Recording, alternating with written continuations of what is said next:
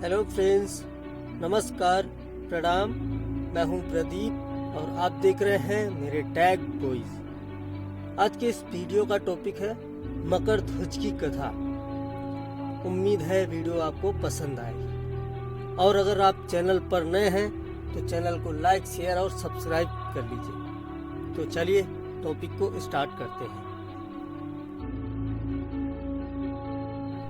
पवन पुत्र हनुमान बाल ब्रह्मचारी थे, लेकिन मकर ध्वज को उनका पुत्र कहा जाता है। यह कथा उसी मकर ध्वज की है। वाल्मीकि रामायण के अनुसार लंका जलाते समय आग की तपिश के कारण हनुमान जी को बहुत पसीना आ रहा था।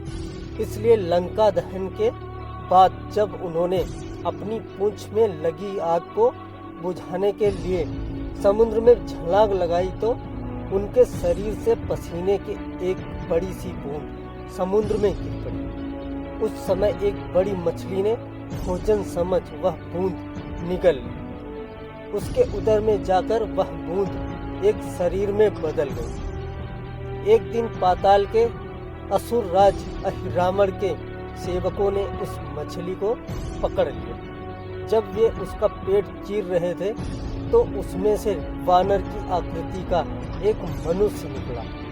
वे उसे अहिरावण के पास ले गए। अहिरावण ने उसे पातालपुरी का रक्षक नियुक्त कर दिया। यही वानर हनुमान पुत्र मकर ध्वज के नाम से प्रसिद्ध हुआ। जब राम रावण युद्ध हो रहा था तब रावण की आज्ञानुसार अहिरावण राम लक्ष्मण का अपहरण कर उन्हें पातालपुरी ले गया। उनके अपहरण से वानर सेना भयभीत व शोकाकुल हो गई। लेकिन विभीषण ने यह भेद हनुमान के समक्ष प्रकट कर दिया।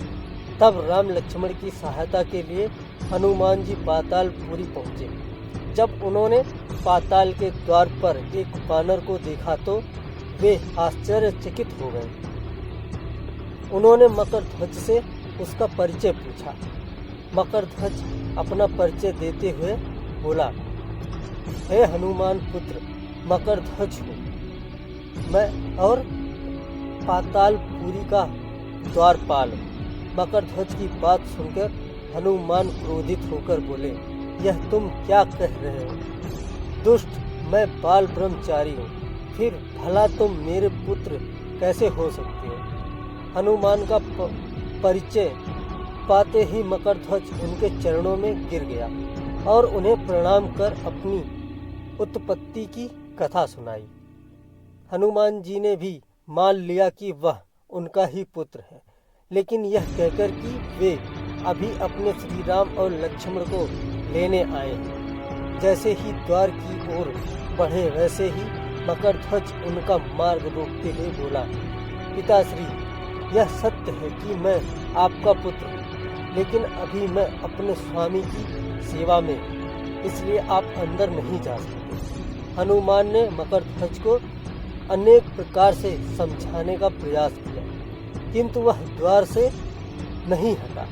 तब दोनों में घोर युद्ध शुरू हो गया। देखते ही देखते हनुमान जी उसे अपनी पूंछ में बांध कर पाताल में प्रवेश कर गए। हनुमान सीधे देवी मंदिर में पहुँचे, जहाँ अहिरावण राम लक्ष्मण की बलि देने वाला था। हनुमान जी को देखकर चामुंडा देवी पाताल लोक से प्रस्थान कर गई। तब हनुमान जी देवी रूप धारण करके वहां स्थापित हो गए।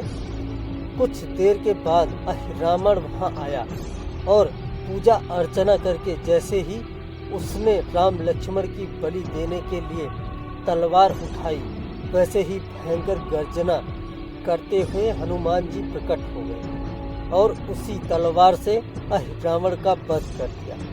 उन्होंने राम लक्ष्मण को बंधन मुक्त किया। तब श्री राम ने पूछा, हनुमान, तुम्हारी पूंछ में यह कौन बंधा है? बिल्कुल तुम्हारे समान ही लग रहा है, इसे खोल दो। हनुमान ने मकर ध्वज का परिचय देकर उसे बंधन मुक्त कर दिया। मकर ध्वज ने श्री राम के समक्ष सिर झुका लिया। तब श्री राम ने मकर ध्वज का राज्य अभिषेक कर उसे पाताल का राजा घोषित कर दिया। और कहा कि भविष्य में वह अपने पिता के समान दूसरों की सेवा करे। यह सुनकर मकरध्वज ने तीनों को प्रणाम किया। तीनों उसे आशीर्वाद देकर वहां से प्रस्थान कर गए। इस प्रकार मकरध्वज हनुमान पुत्र कहलाए।